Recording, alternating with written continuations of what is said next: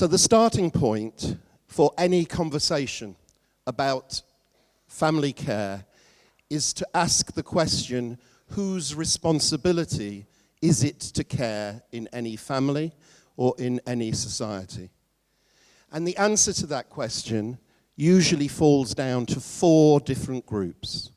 Firstly, the state. Does the state have a responsibility to provide care? Secondly, the market. Can people buy care to support family members who are ill or disabled? Thirdly, the non-governmental section, NGOs or charities, who often fill in the gaps between the state and the market. And the 4th group is the family, the informal family who provide care through love, through duty, through attachment, through responsibility. And the key thing to remember is that in some families, it will be children that will be providing that care. Ces situations sont tabous. On est en plein cœur de la sphère privée, le plus souvent, mais pas que, au domicile. Et il s'y joue des choses qui sont difficiles à nommer parce qu'on est face à des situations où des jeunes qui sont sous la responsabilité d'eux passent à des situations où ils ont des responsabilités d'eux. Justement, ce cheminement que vous avez expliqué tout à l'heure. Et c'est notre vision même, notre conception même du care qui s'en trouve bouleversée. Je veux dire, le care, il est normé, son invisibilité même, elle est institutionnalisée, la répartition des responsabilités, elle est tout autant. Et d'un coup, ces situations viennent complètement bouleverser l'ordre établi. Ça vient semer comme une forme de chaos et on a énormément, collectivement, de mal à pouvoir l'envisager. Le plus souvent, c'est un parent qui est aidé, majoritairement la mère, puis venaient les grands-parents et ensuite la fratrie.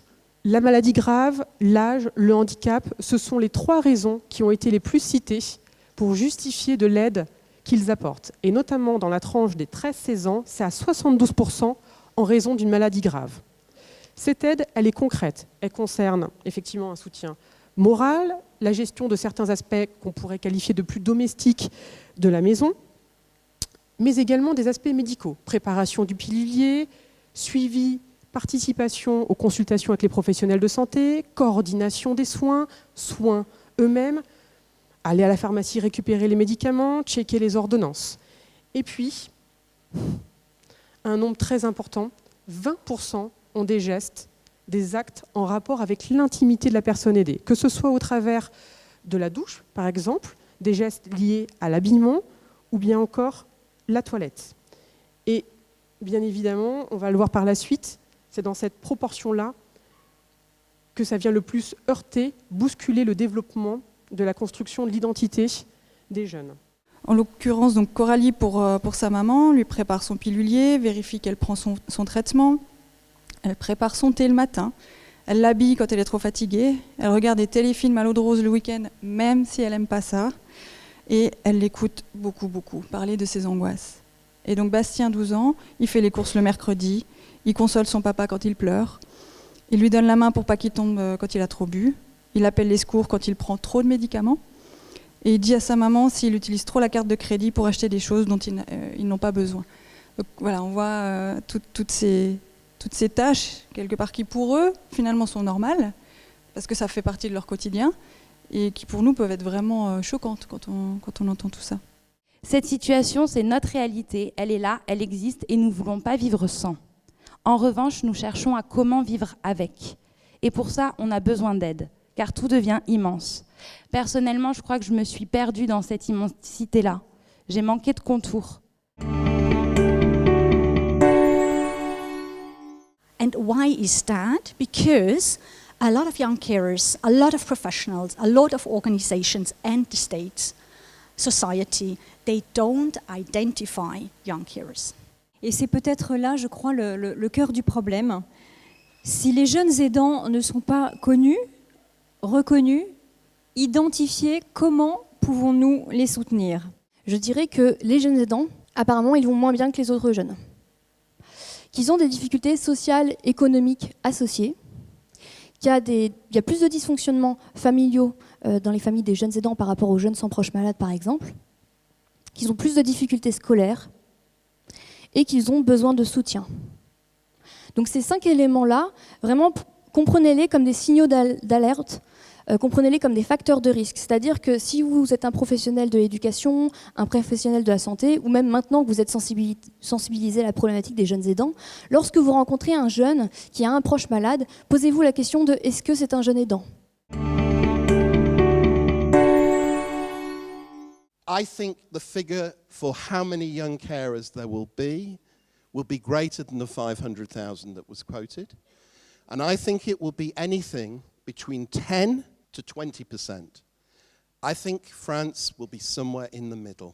On compte ce qui compte, ou bien que c'est parce que l'on commence à compter que ça en vient à compter et à peser dans le débat public. Alors, du coup, procédons à ce calcul. Prenons justement ces tranches de 4-10% et rapportons-les à la population aidante qui est estimée à l'heure actuelle à un peu plus de 11 millions. On est à un peu plus de 1,5 million sur les 15-24 ans, ou 25 selon que ce soit révolu ou pas, de jeunes concernés, donc parmi la population aidante. La première chose, c'est qu'il y a probablement 17% de jeunes aidants dans les lycéens français. Eh bien, on arrive aussi au chiffre de 14,1% en Belgique de jeunes aidants. Donc, effectivement, on est entre 10 et 20%. Ce n'est pas du tout étonnant, le 17% qui a été découvert ici. Donc, effectivement, ils sont nombreux.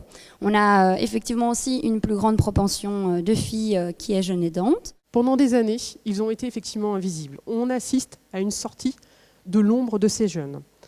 Ces situations font émerger de nouvelles questions, notre propre rapport à la vulnérabilité. Les objectifs du projet GED, il y en a 4. Le premier, c'est d'identifier les jeunes aidants en France. Le deuxième, c'est d'étudier les facteurs de protection et de vulnérabilité. Le troisième, c'est de caractériser les difficultés des jeunes aidants.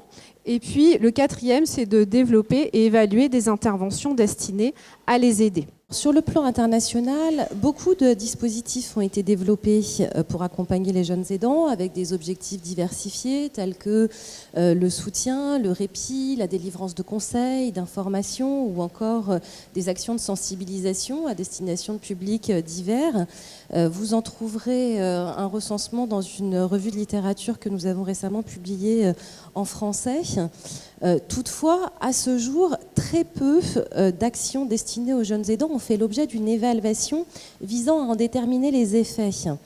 Or, conduire ce type d'évaluation est crucial au regard de différents objectifs.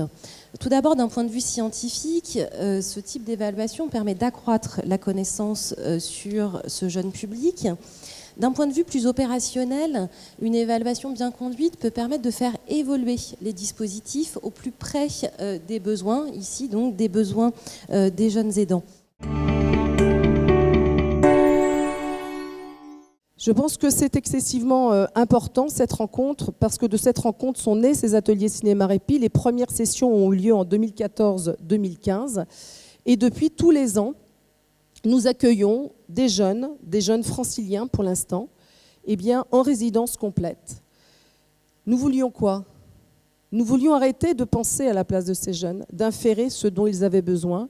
Nous avions besoin de construire un lieu pour qu'ils soufflent, pour qu'ils se rencontrent, mais un lieu qui soit un lieu où ils allaient pouvoir pétrir un matériel artistique qui allait leur permettre d'exprimer leurs émotions, leurs sentiments, leur ambivalence, leur inquiétude, mais aussi leur satisfaction et parfois même leur fierté. Être jeune aidant, c'est être dans l'invention. Aussi étonnant que cela puisse paraître, une incroyable capacité créatrice se développe. Et je crois que c'est de ça qu'il faut partir, de notre capacité d'adaptation, des stratégies que nous déployons spontanément. Ce sont ces forces qu'il faut accompagner, soutenir et protéger, car elles sont au plus proche de l'endroit où nous sommes et au plus juste des particularités de chacun. J'ai beaucoup entendu dire qu'il fallait y répondre avec prudence, et bien évidemment, j'y souscris. Mais répondre avec prudence ne veut pas dire répondre avec frilosité, ça ne veut pas dire non plus répondre à reculons. Et y répondre ne signifie pas non plus les enfermer ou les assigner à ce statut qui viendrait du coup complètement, pardonnez-moi du terme, bouffer leur identité.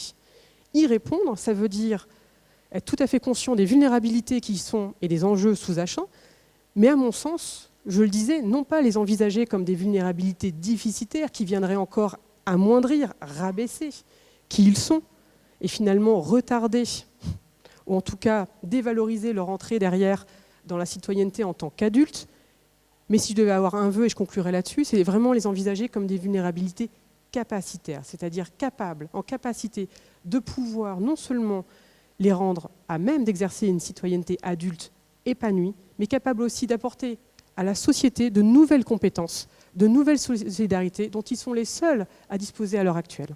Être aidant ne doit pas être une identité. En tout cas, elle ne doit pas le rester.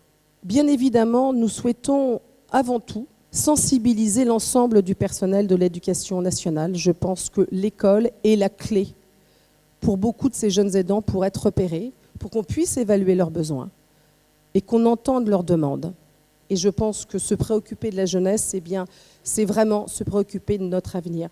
Pour vous donner un petit aperçu plus drôle, je vous propose d'écouter ça.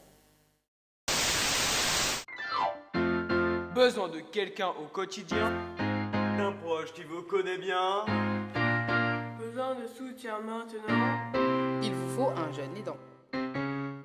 C'est faire la cuisine, la vaisselle et la lessive, le nettoyage, la serpillière. Un jeune acheté, un aidant offert. Jeunes aidants, toujours là pour vous aider. jeunes aidants, De jour de nuit à vos côtés. jeunes aidants, Vous n'avez pas hésité. jeunes aidants. Et on n'est même pas payé.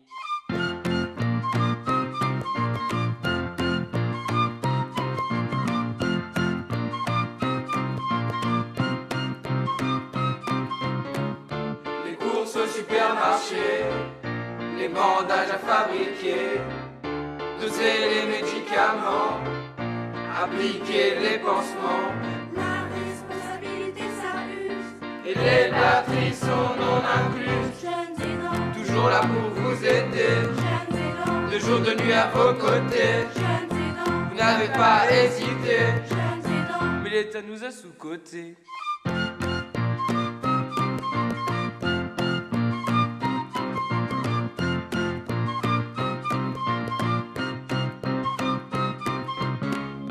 J'espère que vous avez compris que nous ne sommes pas des produits. C'est pas comme si on avait le choix. Parfois la vie s'impose à toi.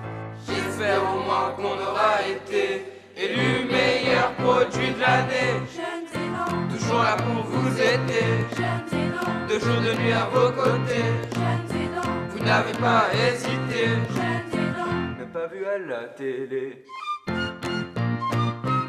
Attention, offre soumise à condition. Pour bénéficier du soutien d'un jeune aidant, il faut s'engager à le nourrir, le blanchir et lui faire un paquet de câlins entre 5 et 7 fois par jour. Veillez à ne pas le nourrir d'éléments trop gras, trop sucrés, trop salés. Les jeunes aidants sont notre avenir